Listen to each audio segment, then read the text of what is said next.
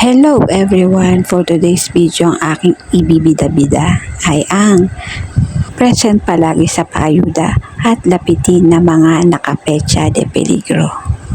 Walang iba kundi ang sardinas, especially itong Youngstown. Oops, wait, hindi to sponsored ha, walang ganun.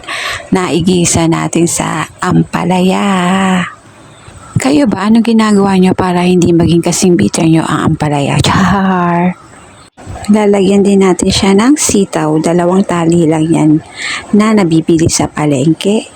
Tapos hiwain lang ng maliliit. Isang maliit na sotanghon, ibababad na natin siya sa tubig para mabilis siyang lumambot or mabilis siyang maluto.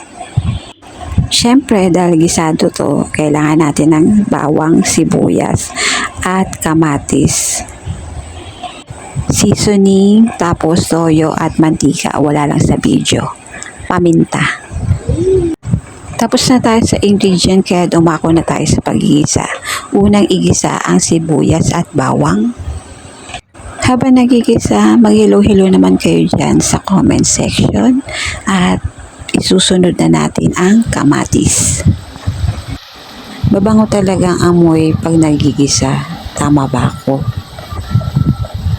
Pag nalusaw-lusan ang kamatis, pwede nang ilagay ang sitaw. Igisa-gisa muna natin ang sitaw kasi ito yung matagal maluto. Habang nagigisa, shout out nga pala sa palaging nanonood at thank you very much. Back to gisa na tayo. Lagyan natin ng toyo. Mga 2 kutsara o 3 kutsara yan. Gisa-gisa mode lang. Tapos i-check nyo pag medyo maluto na siya. Pwede nyo nang ilagay ang sardinas. Isang can lang ang nilagay ko dyan. Pero kung much better, 2 ang ilagay nyo para mas malasa. Tapos lagyan nyo ng isang latang tubig.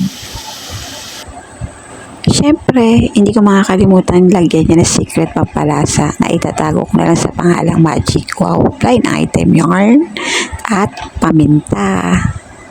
Halu-haluin at huwag kalimutang tikman. Tapos, ilagay ang ibinabad na sotanghon. Haluin ng mabuti at ilagay ang pinakahuli, ang ampalaya. Last na ilagay ang ampalaya kasi gusto ko siya half cook. Kayo din ba gusto nyo ring half cook ang ampalaya? Last halo-halo na pag medyo cook na ang ampalaya and then we're done.